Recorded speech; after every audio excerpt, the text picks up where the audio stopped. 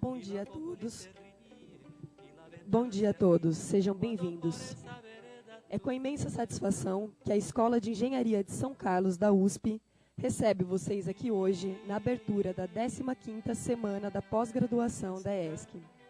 Esse evento tem como objetivo discutir temas relevantes para a investigação científica, oferecendo informações, debates e treinamento à comunidade acadêmica, em especial aos alunos de pós-graduação. Promovida pelo Serviço de Biblioteca Professor Dr. Sérgio Rodrigues Fontes, pela Comissão de Pós-Graduação e pelo Serviço de Pós-Graduação da Escola, neste ano a semana traz o tema Boas Práticas na Pesquisa, Inovação e as Oportunidades no Setor Privado.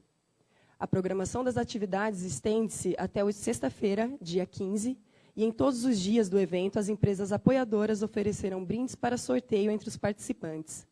Além disso, será feita a arrecadação de donativos para o Cantinho Fraterno Dona Maria Jacinta e para o Abrigo de Idosos Dona Helena Dornfeld. Mais informações podem ser obtidas com a organização do evento. Para darmos início à semana, convidamos para compor a mesa de abertura o professor Carlos Gilberto Carlotti Júnior, pró-reitor de pós-graduação da USP, o professor Edson César Wendland, diretor da Escola de Engenharia de São Carlos, da USP, o professor Murilo Araújo Romero, presidente da Comissão de Pós-Graduação da ESC, e o professor Carlos Alberto Fortulan, presidente da Comissão de Biblioteca da ESC. Destacamos e agradecemos a presença dos coordenadores deste evento, o professor Luiz Fernando Costa Alberto, ex-presidente da Comissão de Pós-Graduação da ESC, e a bibliotecária Helenise Maria de Araújo, na pessoa de quem cumprimentamos também todos os demais profissionais da área pelo dia de hoje, dia 12 de março, o Dia do Bibliotecário. Também agradecemos às empresas patrocinadoras e apoiadoras, Smart PLM, Dotlib, Editora Cubo, Kindma, Trembom Lanchonete, Torlas e LAC Artigos para Laboratórios. Na USP, também apoiam esta realização o Centro de Educação Física, Esportes e Recreação e o Centro Cultural da Prefeitura do Campus, além da editora da USP. Anunciamos agora a execução do Hino Nacional Brasileiro.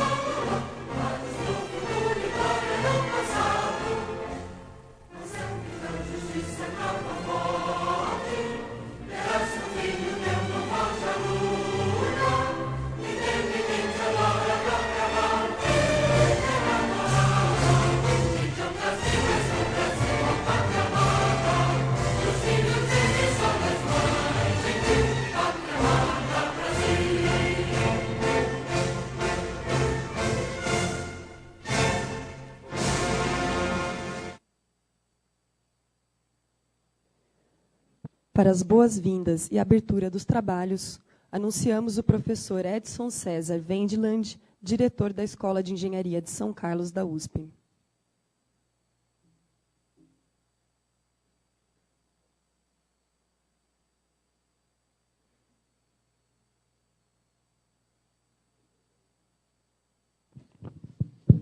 Bom dia a todos. Inicialmente, eu gostaria de dar as boas-vindas aos meus colegas aqui da mesa, professor Carlotti, recém-chegado de Ribeirão Preto, professor Murilo, presidente da CPG, e o professor Fortulan, presidente da Comissão de Biblioteca da ESC. E aproveitar para parabenizar todos os bibliotecários pelo dia especial de hoje, não é?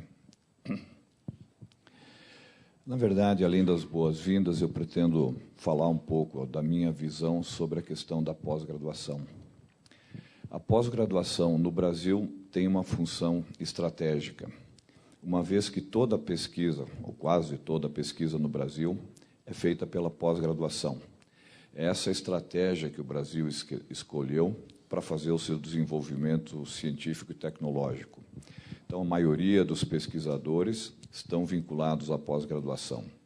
Essa que é a grande importância da pós-graduação no Brasil, alavancar esse desenvolvimento e promover o crescimento da sociedade.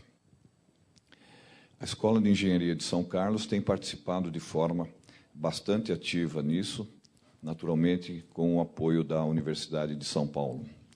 Nós temos na Escola de Engenharia de São Carlos 11 programas de pós-graduação, dos quais 3 têm o conceito 7, que é a nota máxima da CAPES, portanto, de excelência e padrão internacional, e um programa com conceito 6, recentemente. Isso mostra o engajamento da ESC nas atividades de pós-graduação. Nós temos 1.100 alunos matriculados na pós-graduação, 3.000 alunos matriculados na graduação, e, até o momento, a gente tem em torno de 7.200 titulados de mestrado e do doutorado, dentre os quais vários têm recebido o prêmio de destaque USP, destaque CAPES, na área de engenharia. Então, são trabalhos de excelência que estão sendo desenvolvidos na pós-graduação da ESC. Uma notícia bastante alentadora foi recentemente esse do Quacquarelli Simons, um dos rankings internacionais de avaliação das universidades, no qual nós verificamos que a Universidade de São Paulo tem 9 cursos entre os 50 melhores do mundo. E um desses, eu vou destacar, é a área de engenharia civil, que está na posição 45 no ranking internacional, e certamente esse resultado foi obtido com o apoio dos programas da Escola de Engenharia de São Carlos. Então, nós temos aí 2 programas com conceito 7, o programa de Engenharia de Estruturas, o programa de Engenharia Hidráulica e Saneamento, os 2 com conceito 7, no caso da Hidráulica e Saneamento, há 15 anos, desde 2003, continuamente com essa avaliação de excelência. E, certamente, esses programas vinculados à engenharia civil contribuíram para esse reconhecimento internacional e, naturalmente, nacional dos programas de pós-graduação, que acaba refletindo nos cursos de graduação. E é justamente por esse detalhe da contribuição da ESC que eu aproveito esse momento aqui para pedir o apoio do professor Carlotti em uma das questões principais para a Escola de Engenharia de São Carlos, que é a questão da reposição do corpo docente. Esses 2 programas citados são relativamente antigos, da década de 70, e estão passando por um problema sério de aposentadorias. Não apenas esses programas, mas todos da escola. E o que a gente vê é, com grande preocupação, essa redução do quadro docente e o impacto que isso pode ter na qualidade da pós-graduação. Então, essa tem sido uma prioridade dessa nova diretoria, de, em todas as oportunidades, reforçar essa preocupação que nós temos com a questão da reposição do corpo docente, para que a gente possa manter esse nível de excelência que a escola tem mostrado nos últimos anos, que naturalmente tem contribuído para a projeção internacional da Universidade de São Paulo com muito sucesso. Então, para a gente conseguir manter essa qualidade na formação de recursos humanos, tanto na graduação quanto na pós-graduação, é uma preocupação central e a diretoria vai se empenhar de forma bastante intensa na busca de uma solução, que seria a contratação de docentes, e, para isso, contamos com o apoio da Pró-Reitoria de Graduação. Não vou me estender, eu dou mais uma vez as boas-vindas, agradeço ao professor Carlotti ter podido nos visitar aqui nesse momento dessa abertura do programa de pós-graduação, dessa semana de pós-graduação. Eu vi a programação, está bastante interessante, algumas discussões realmente de altíssimo nível, e desejo a todos os participantes aí um bom proveito nessa semana da pós-graduação. Bem-vindos e obrigado.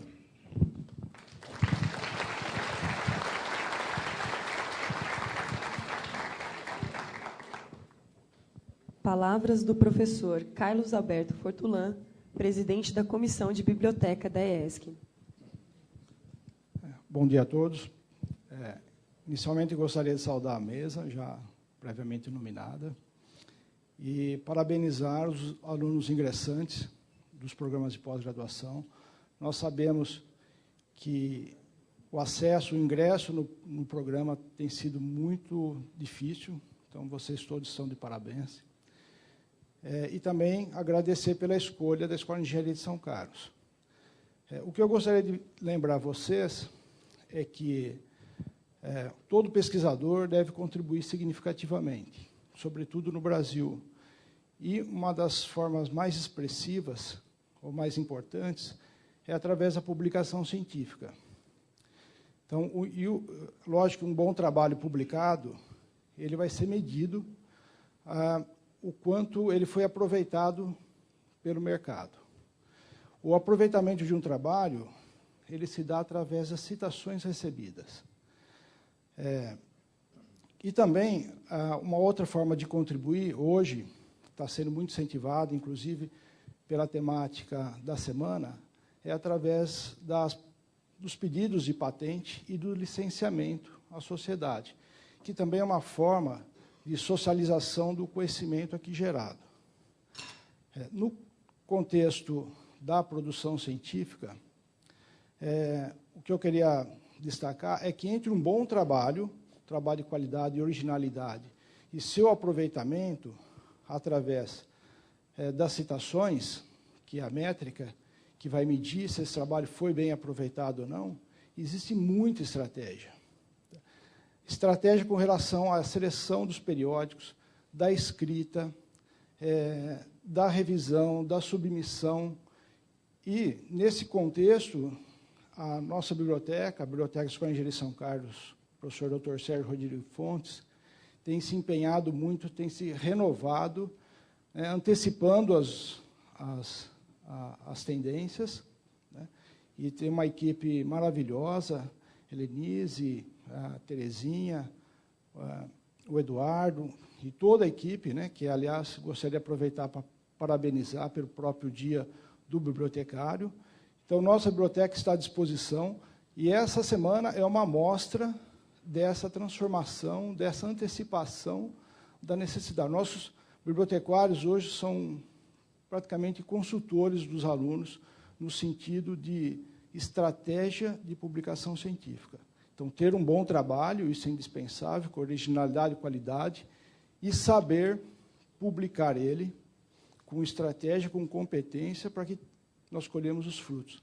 Lembrando que o futuro de vocês será decidido por essas métricas.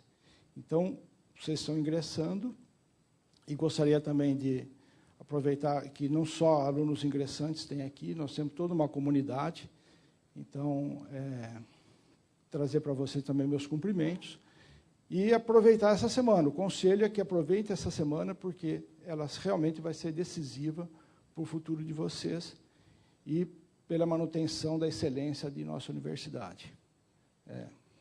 Então, bem-vindo e aproveite a semana. Obrigado.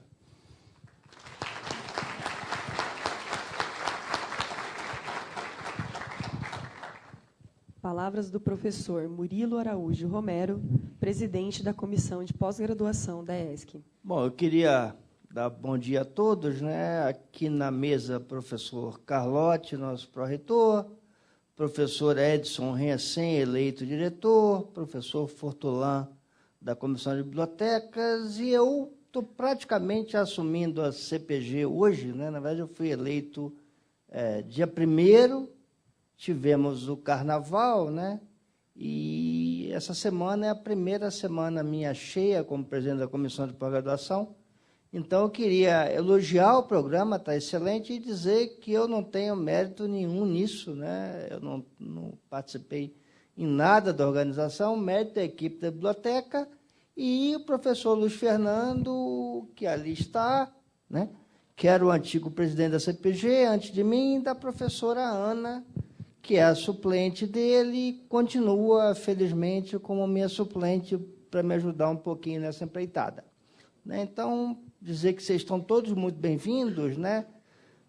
Pesquisa é a alma da universidade, a gente gosta de pensar na USP como uma universidade de pesquisa e de classe mundial, né? E aonde que isso aparece, né? O professor Edson já falou quase tudo que eu ia dizer, que era a questão da avaliação dos nossos cursos, mas explicando um pouco melhor, né? A CAPES faz uma avaliação quadrienal atualmente, de 4 em 4 anos, e as engenharias, que é o que nos interessa, ela é dividida em 4 áreas. Engenharias 1, que a grosso modo é a engenharia civil, digamos, tá certo? Então pega vários dos nossos programas, geotecnia, hidráulica, estruturas, transportes. A engenharia 2, que é mais difusa, tem engenharia química, engenharia de materiais, e nós temos um programa, que é o programa da engenharia de materiais, junto com a física e a química.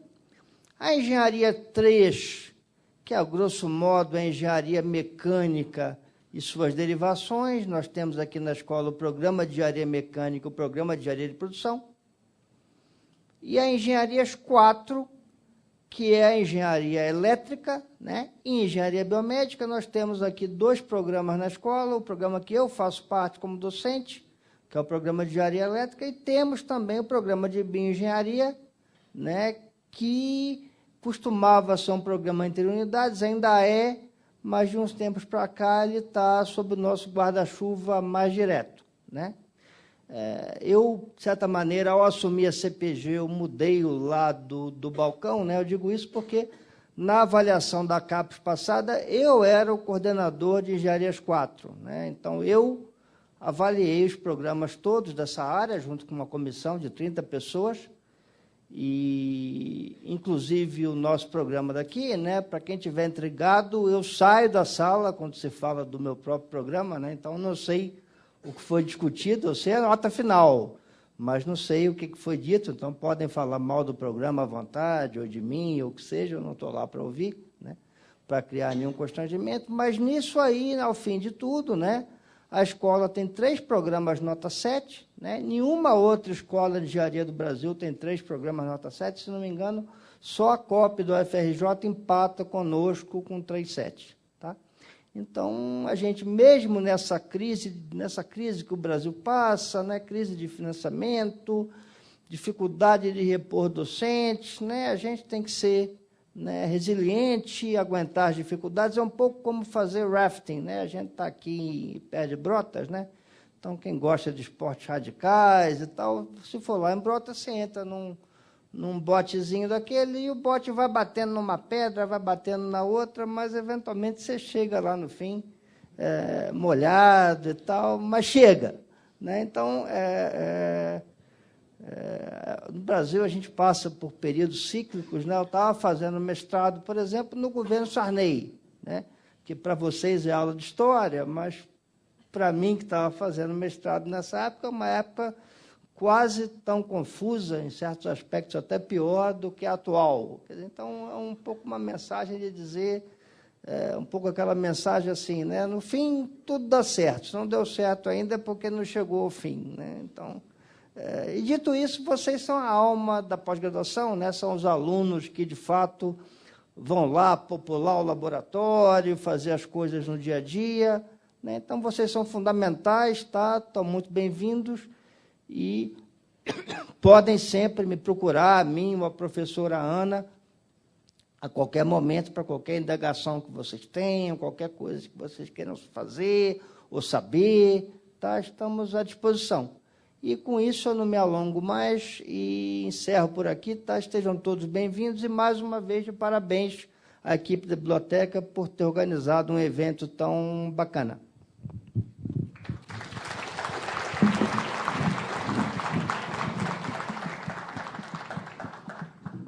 Palavras do professor Carlos Gilberto Carlotti Júnior, pró-reitor de pós-graduação da USP.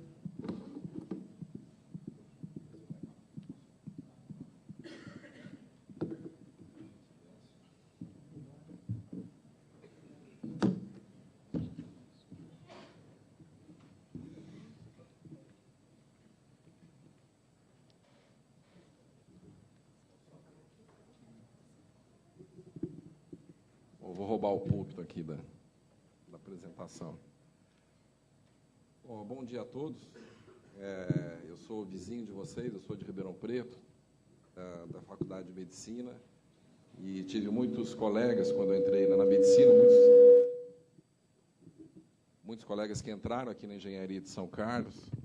Então, São Carlos, na minha graduação, fez parte da minha história também, pela proximidade, pelos colegas que eu tive aqui, que estudaram aqui, no lugar de vocês, no lugar dos nossos professores também. Não está na minha fala, mas eu vou comentar alguma coisa que o Edson falou sobre reposição docente.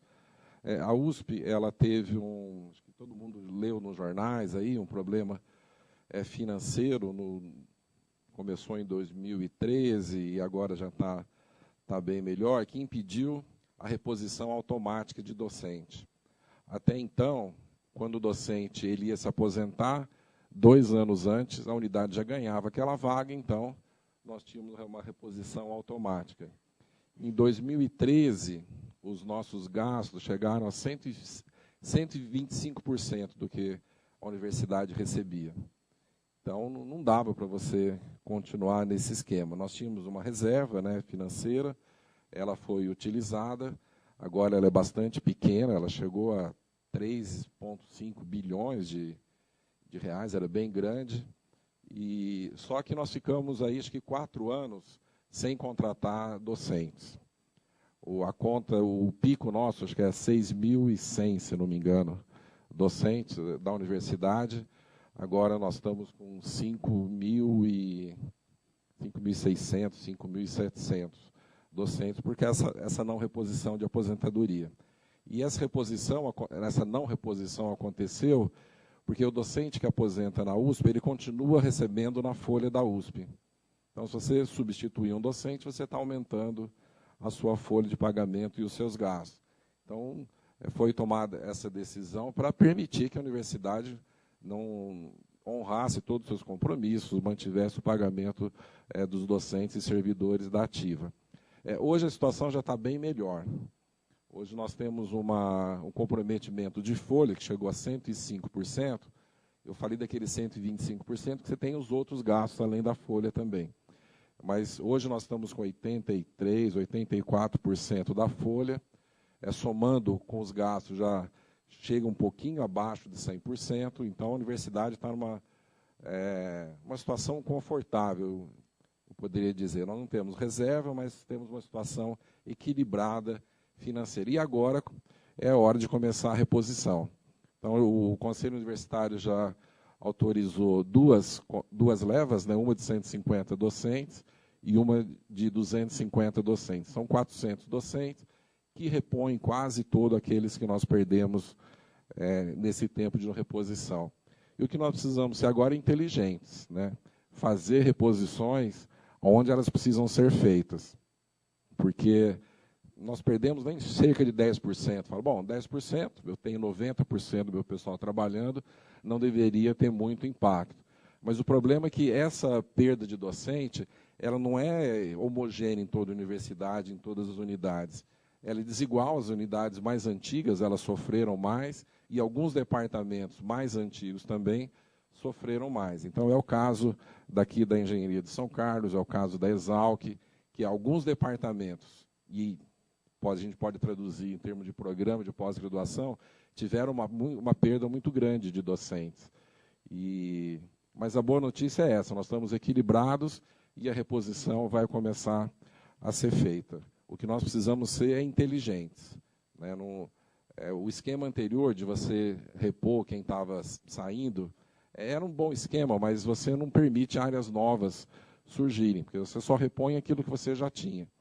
Então, nós precisamos fazer as duas, eu entendo que as duas modalidades. Repor uma perda, mas também pensar em áreas novas, em futuro das escolas, que cada escola decida como vai ser feita essa reposição.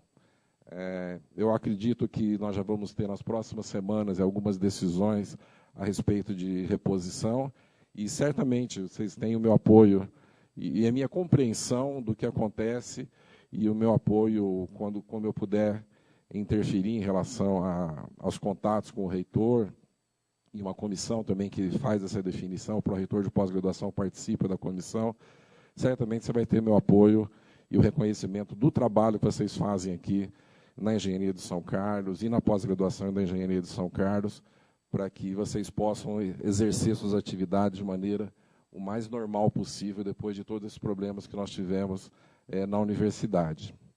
Então, conte comigo nos seus pleitos, Edson. Agora, vindo para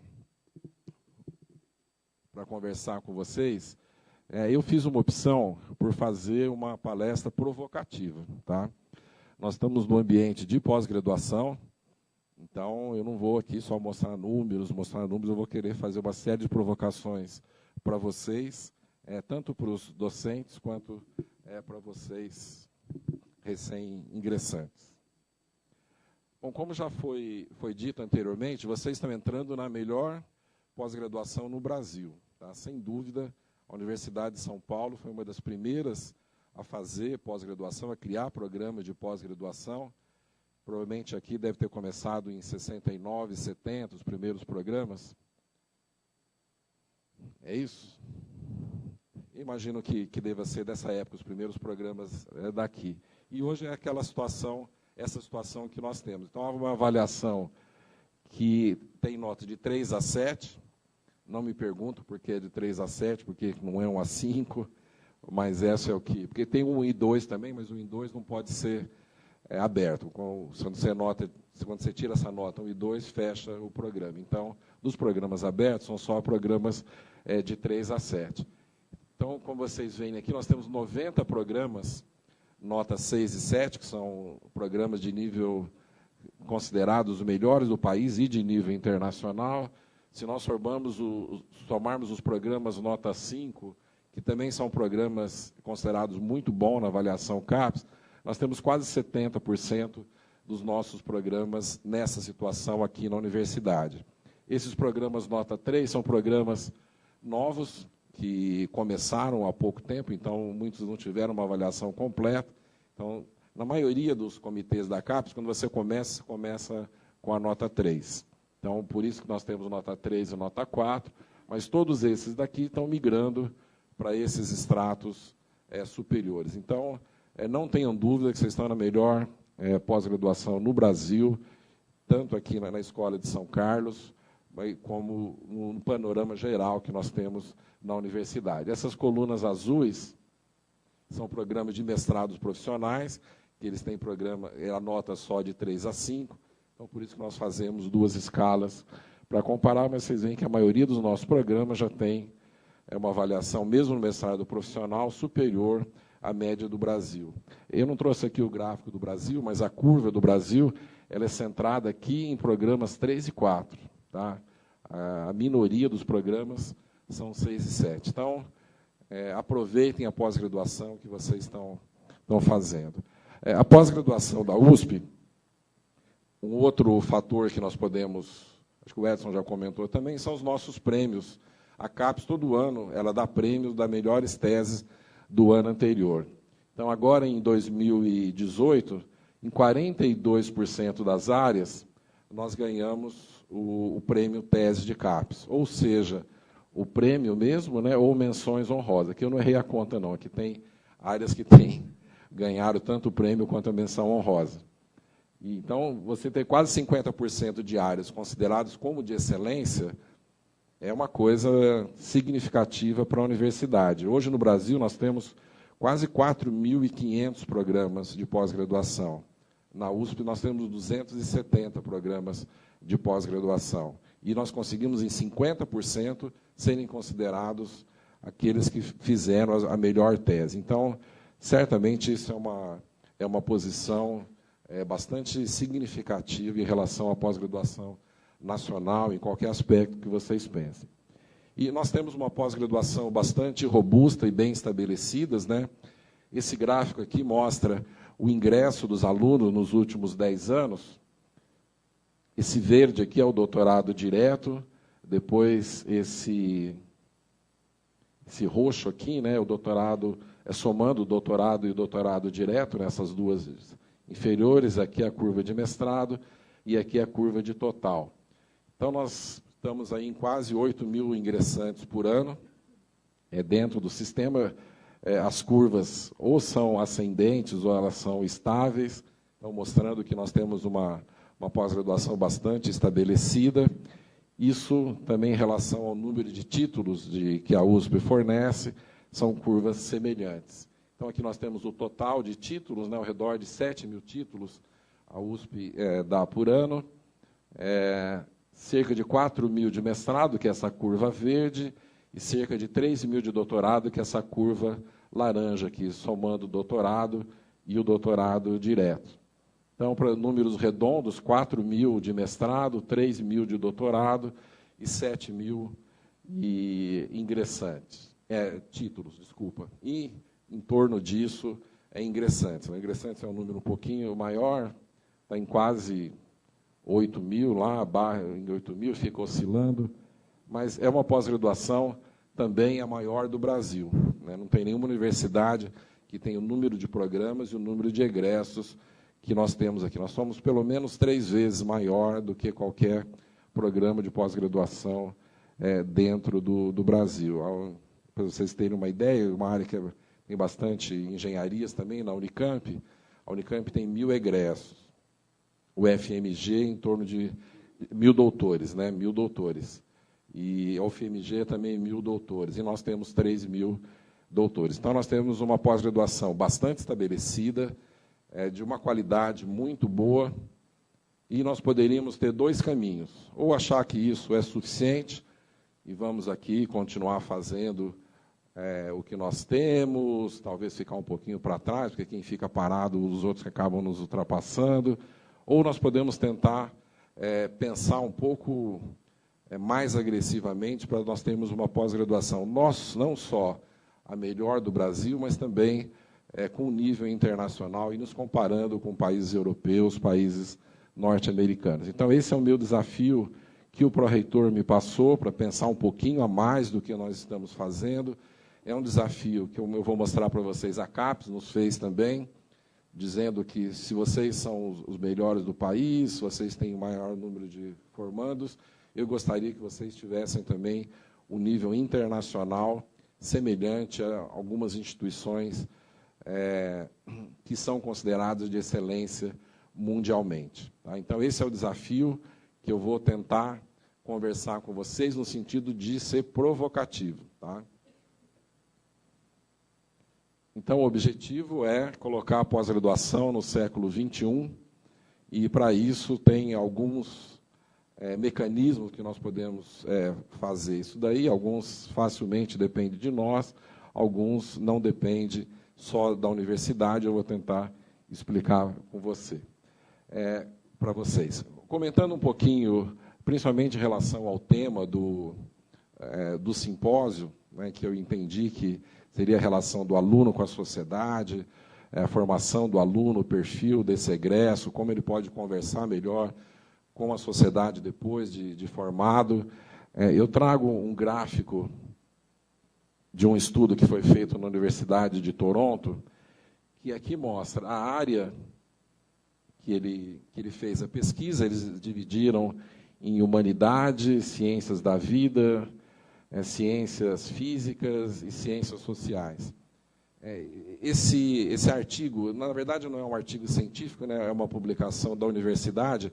Eu estou imaginando que as engenharias, física, química estão nesse ciências físicas aqui, porque eu não encontrei nenhum critério melhor, mas eu acho que vocês estão aqui. E aqui é a diversidade de opções que o pós-graduando encontrou depois da sua formação. Então, eles fizeram uma busca baseada somente em dados da internet, para saber onde as pessoas estavam, e fizeram essa classificação. Então, aqui que nós poderíamos dizer que é uma formação acadêmica, né? São todas essas possibilidades aqui, mas 60% dos egressos do Canadá, eles ficam na academia. Mas olhem já o setor privado e o setor público e as ONGs aqui, né, e carreiras individuais. Então, não é um dado, 40% dos alunos, eles não estão dentro da academia. Isso varia muito de área para área. Quando nós encontramos as humanidades, a grande maioria ficou aqui no setor acadêmico, mas quando nós vimos aqui no setor ciências da vida e nessas ciências físicas, quase 50% não fica na academia, aqui é maior ainda, né? Então a grande maioria do setor de ciências físicas ele vai acabar indo para o setor privado, assim como as ciências da vida. Os ciências sociais ele tem um comportamento um pouco parecido com as humanidades e a grande maioria acaba indo para o setor acadêmico. Eu estou mostrando isso para vocês porque tanto alunos quanto os professores precisam se adaptar, precisam fazer ações para esse mundo que os alunos querem e que a sociedade quer também. Nós não podemos fazer uma pós-graduação, por exemplo, voltado só para a formação acadêmica do aluno, imaginando que 100% dos alunos serão professores de universidade, porque não é isso que vai acontecer.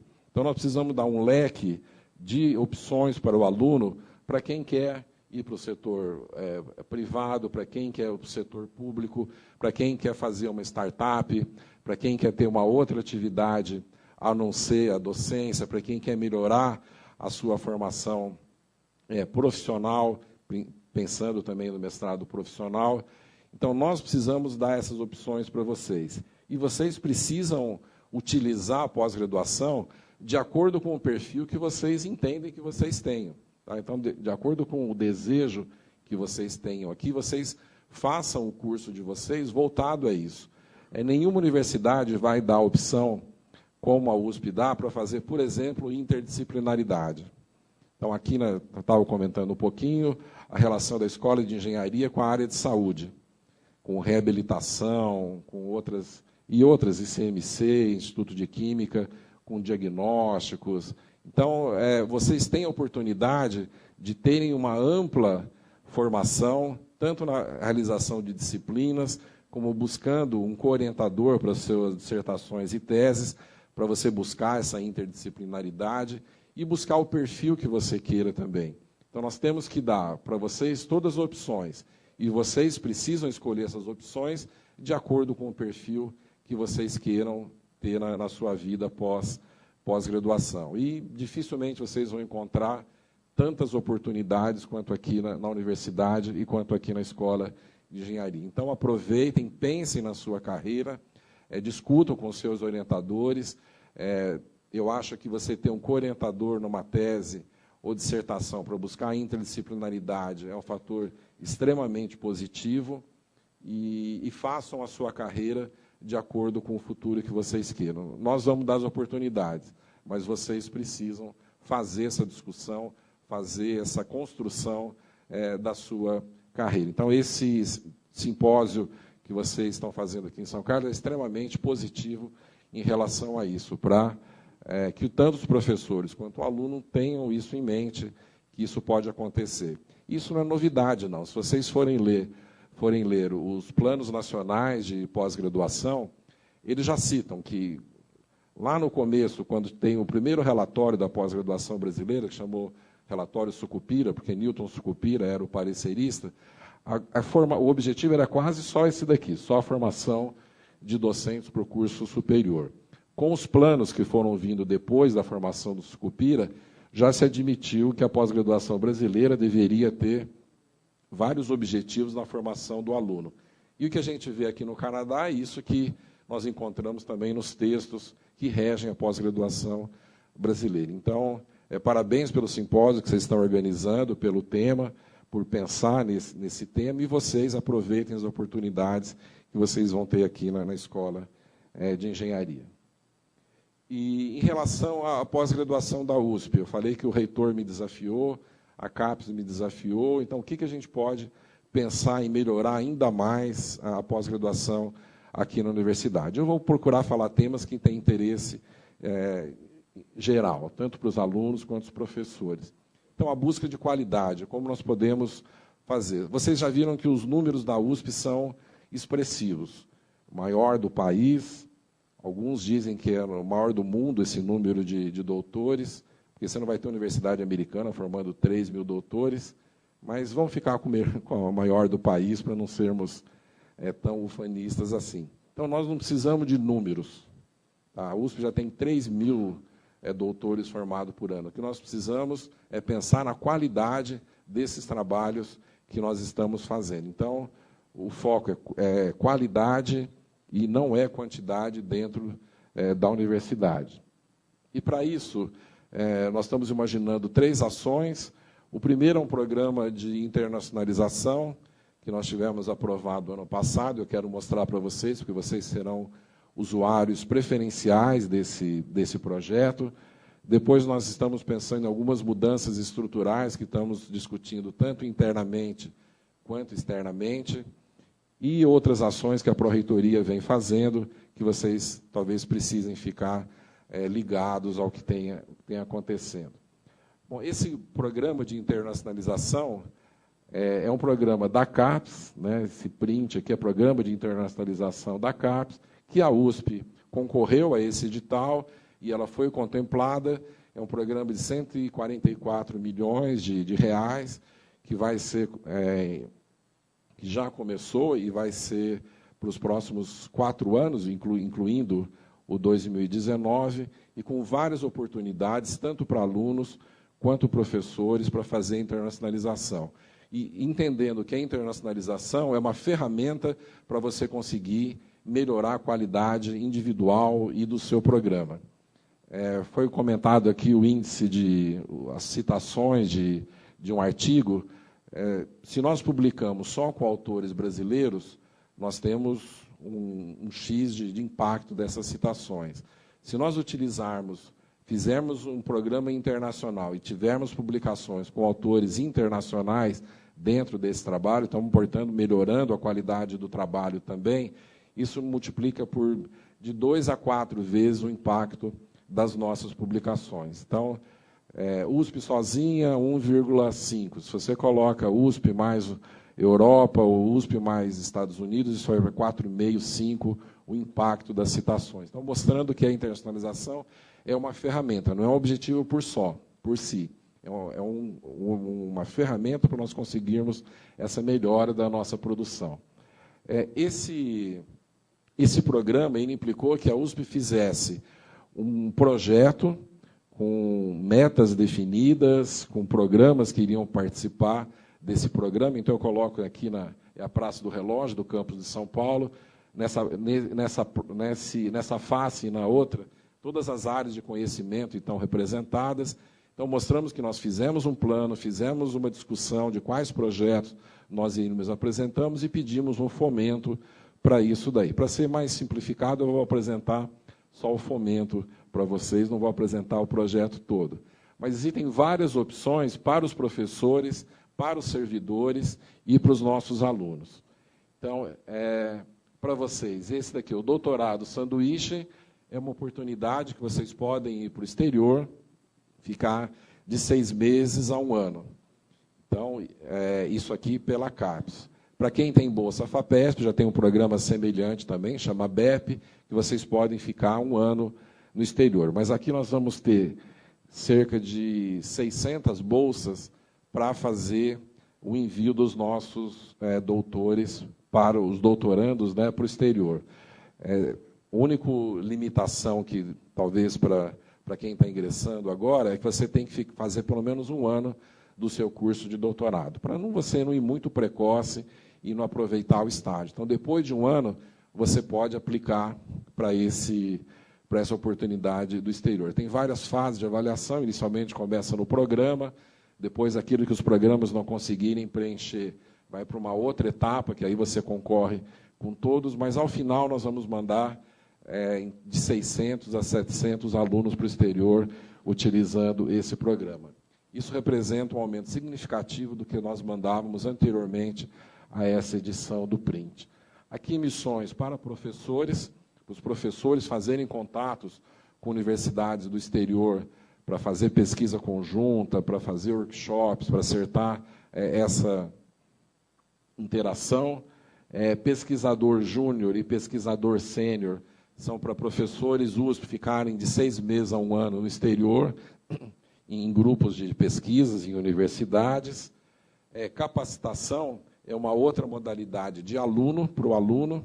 Aqui é um número menor de bolsas, em torno de 40 bolsas anuais, mas para o aluno ficar 2 meses fazendo uma capacitação em um laboratório que tem alguma coisa a ver com a sua pesquisa. Então, você quer aprender a fazer uma determinada medida, usar algum equipamento, aprender alguma técnica, então você pode ficar no exterior até 2 meses e volta para completar o seu projeto. Então, utilizando a capacitação e o doutorado sanduíche, nós vamos ter um número fixo de alunos no exterior extremamente alto, maior do que nós sempre tivemos. E aqui tem uma outra modalidade para servidor. Então, nós vamos ter servidores, fazer editais para servidores, para eles irem para o exterior, ficar 2 meses no exterior, principalmente pensando em escritórios internacionais, escritório de gerenciamento de pesquisa, para eles poderem trazer todo esse input, esse conhecimento de grandes universidades aqui no nosso meio. Todos os editais já estão na praça, somente esse da capacitação deve sair segunda-feira o edital, porque ele será feito depois do doutorado sanduíche, para quem não entrar no doutorado sanduíche, não conseguir, poder ter essa outra oportunidade de fazer a capacitação. É um período menor, de 2 meses, mas eu gostaria de fazer complementar ao doutorado sanduíche. Então, todos os editais já estão abertos.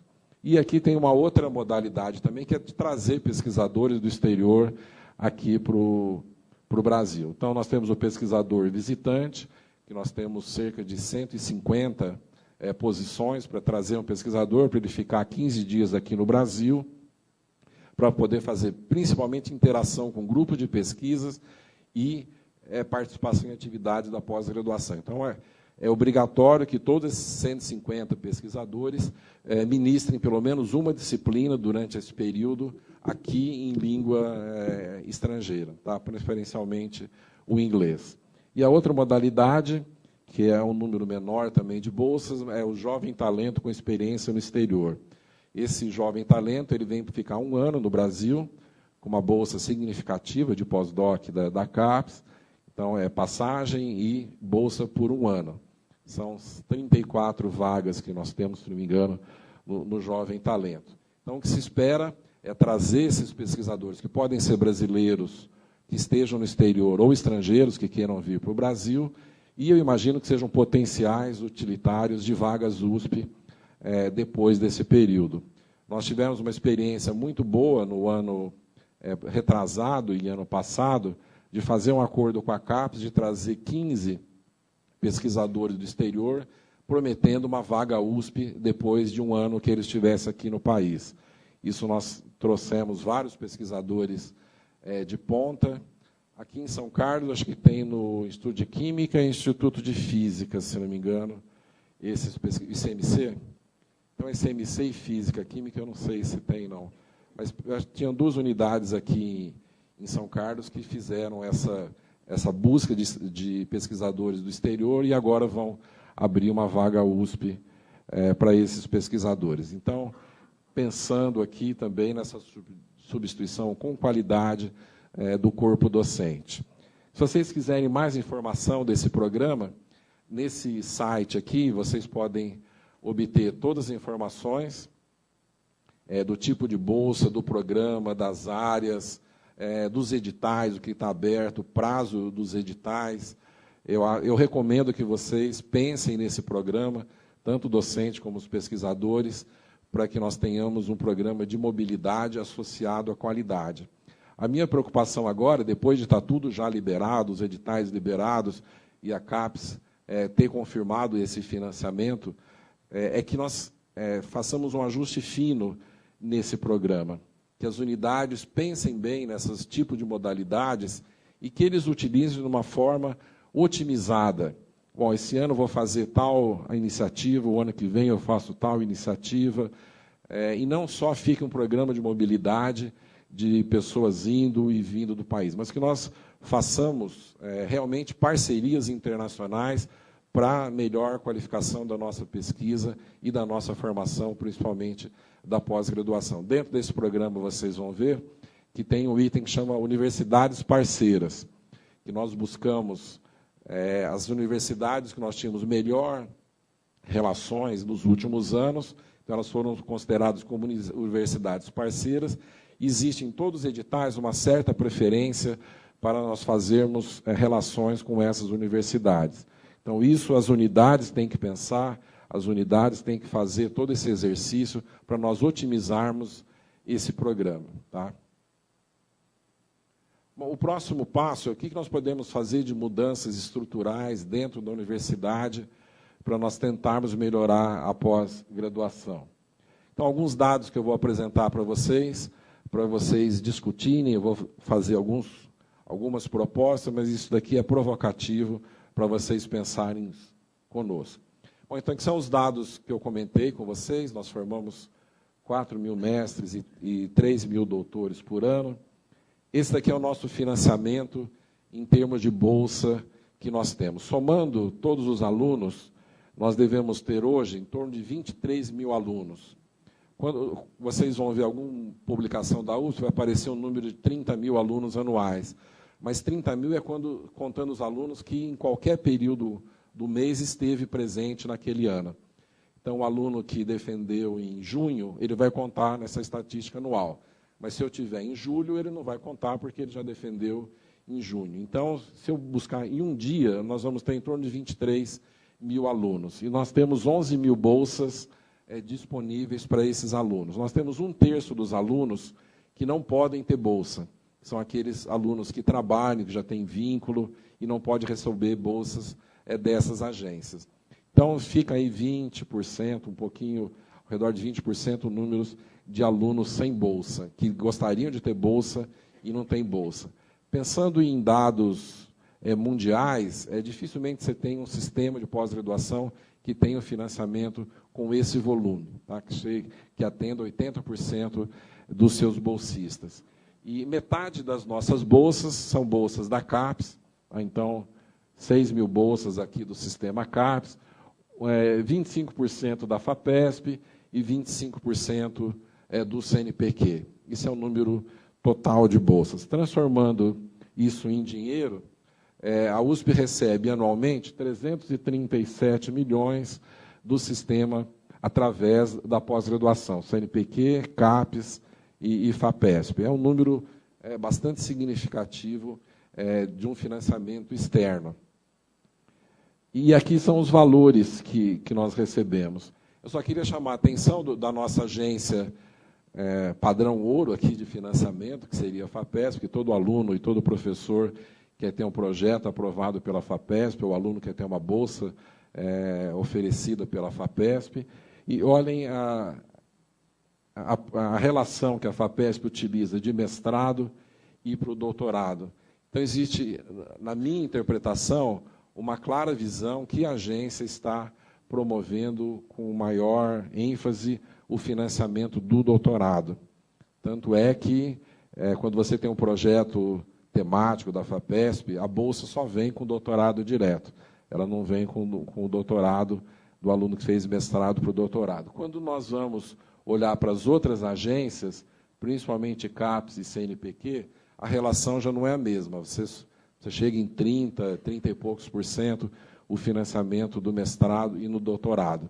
Então, será que está na hora de nós utilizarmos a FAPESP como modelo, ou nós devemos continuar com o modelo que tem nas agências federais? Será que não é interessante nós provocarmos agências federais para elas transformarem num financiamento mais próximo do que a FAPESP faz? Lembrando que a bolsa da FAPESP ela é muito melhor do que a bolsa da CAPES e do CNPq. E olha um dado interessante também, aqui mais para os professores, o financiamento do pós-doc pela CAPES. É um financiamento de 1/3, quase, do financiamento do mestrado em pós-doc. Quando você vai em países do exterior, o financiamento do pós-doc é bastante mais importante do que o financiamento até do mestrado e do doutorado. E aqui nós estamos invertendo, estamos fazendo um financiamento muito menor do pós-doc. Será que isso é um modelo interessante para o país, ou nós poderíamos pensar em mudar esse modelo de financiamento? Não estou falando em economizar, não, só estou falando em redistribuição e mudança dos valores. Um outro dado para discutir com vocês. Então, hoje nós temos 12 mil, hoje que eu digo é em novembro, né, novembro de 2018, mas isso é um dado que deve ser quase igual ao que nós temos hoje, 12 mil alunos, quase 13 mil alunos de doutorado. Somente metade fez mestrado aqui na USP. A outra metade ou fez mestrado fora da USP ou fez o doutorado direto.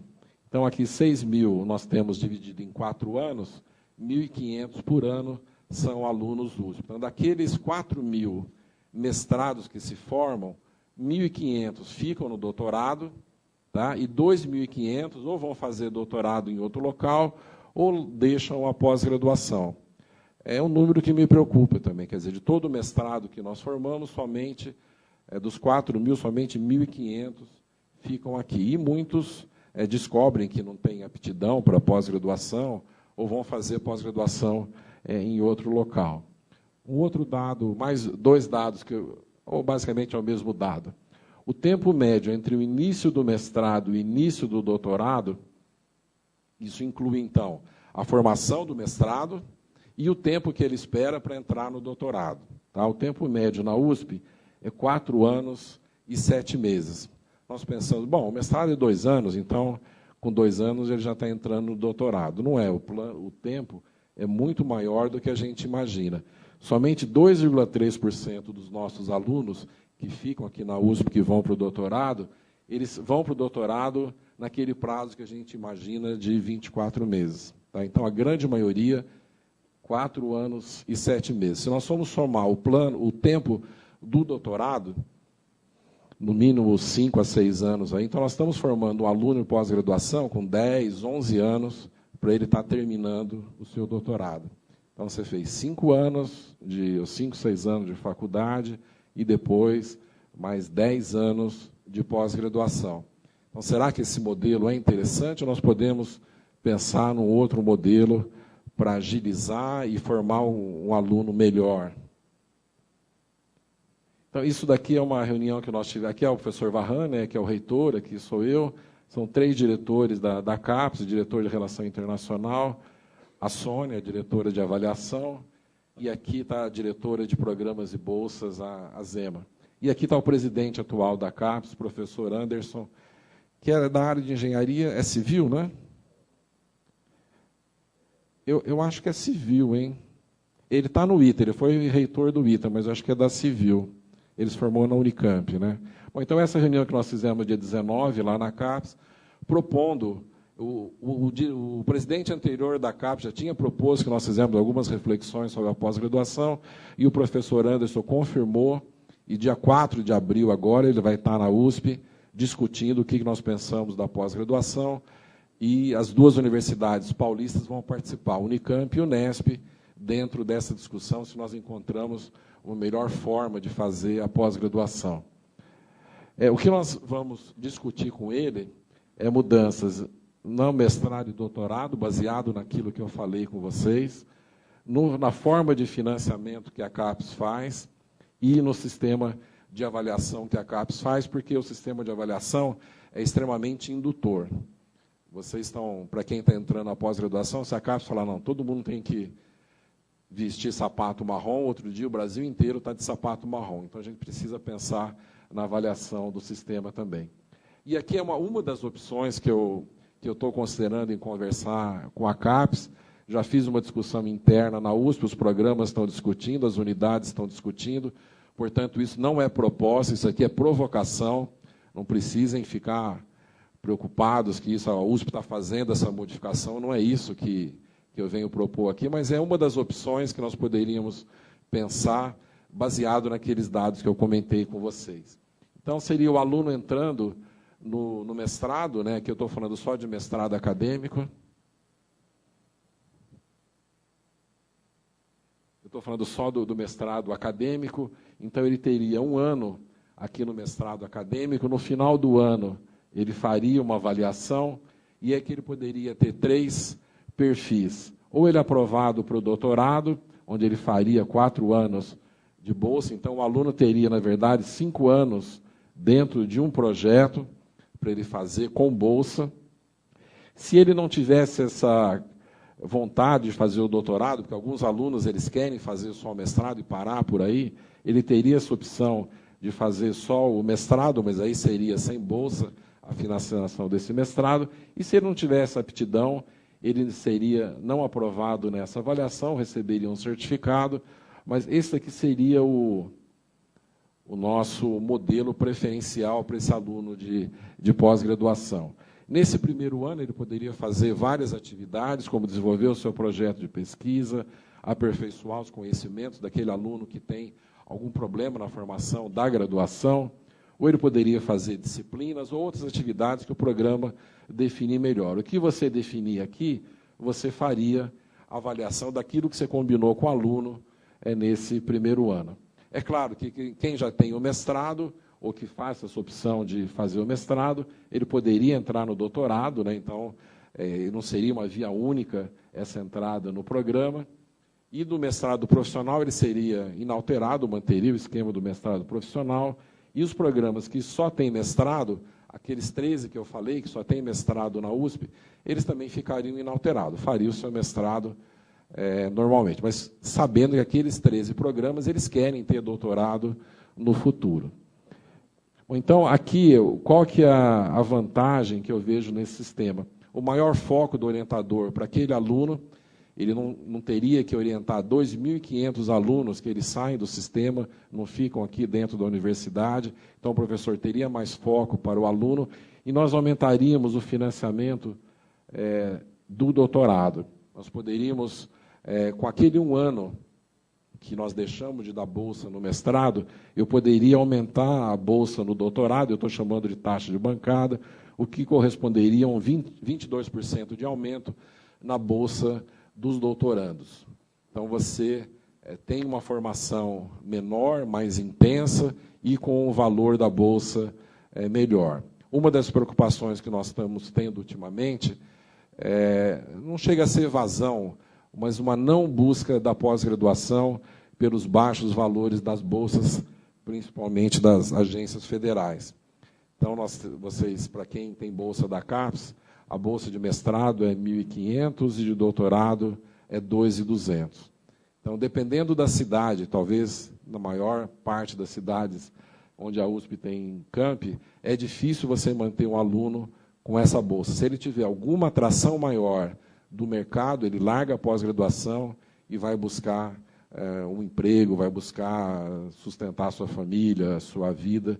Então, uma preocupação que eu tenho é melhorar a bolsa, principalmente do doutor, para que a gente possa fixar melhor esse aluno aqui na universidade.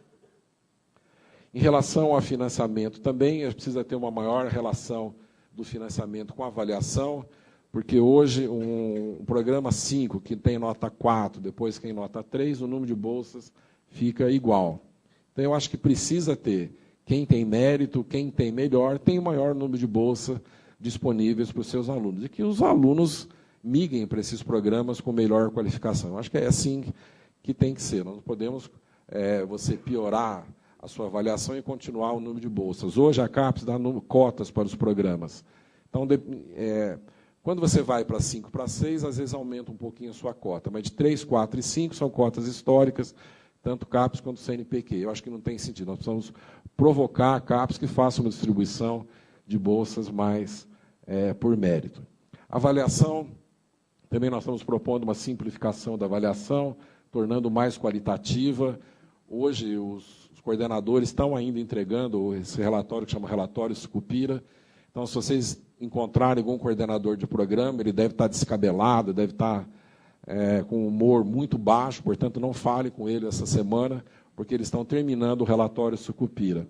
E eles têm que dar milhares de dados, são 300 folhas que depois, quando você levanta esse relatório. E não tem sentido, quer dizer, porque o nome da mãe de uma pessoa que vem na banca, o CPF de uma pessoa que vem na banca, que não tem maior contribuição no programa. Então, assim, é insano esse relatório. Então, nós estamos propondo a simplificação. E uma outra, talvez vocês não conheçam, esse Qualis, já está passando por uma modificação, mas tirar distorções do sistema Qualis. Qualis é um sistema que avalia a produção dos nossos artigos. Então, tem revistas Qualis 1, Qualis 2.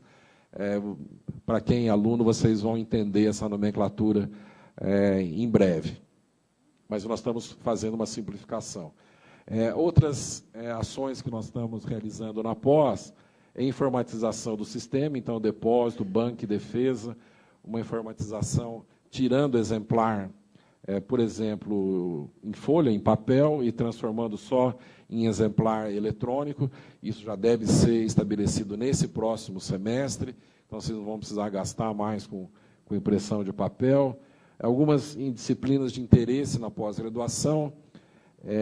Essa introdução à pós-graduação já está na página da Pró-Reitoria. Atividade esportiva e de cultura e extensão é uma disciplina que nós vamos lançar nesse semestre agora. Então, vocês vão ter a oportunidade de fazer atividade esportiva aqui no Cefer, contando créditos por um curso de pós-graduação.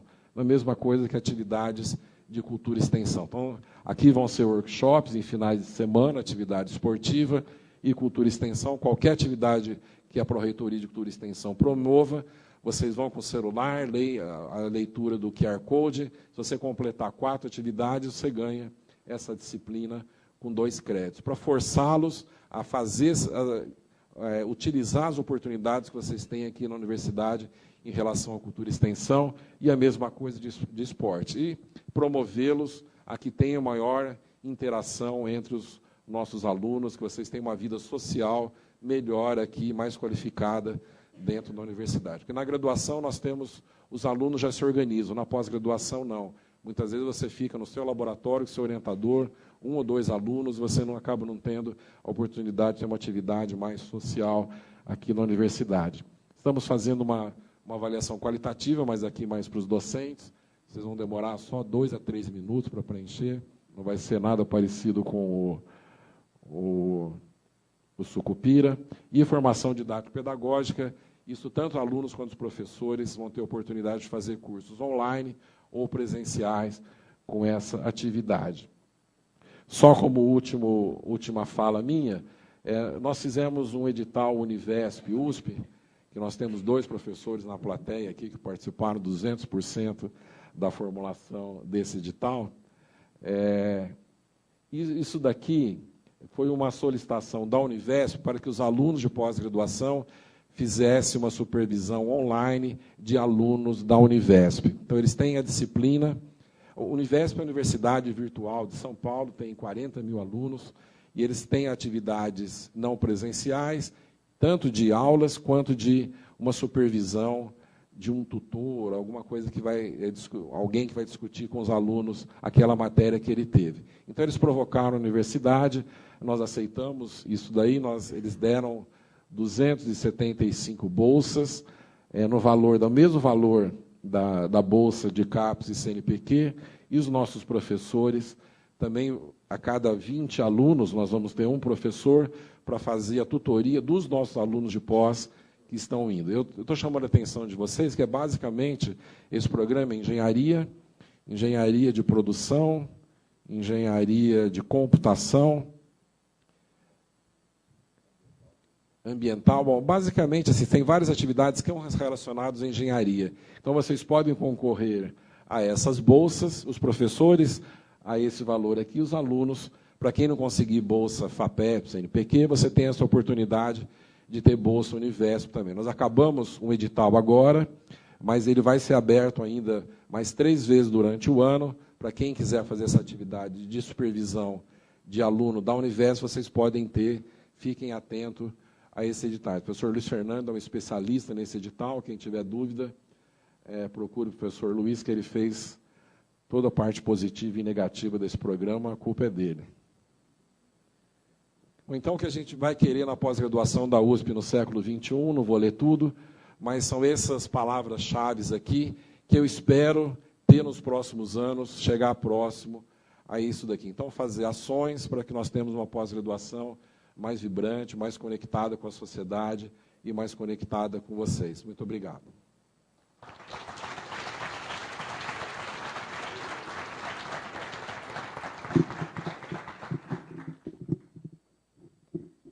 Informamos que a nossa programação está sendo transmitida pela IPTV USP e também pelo YouTube. Neste momento,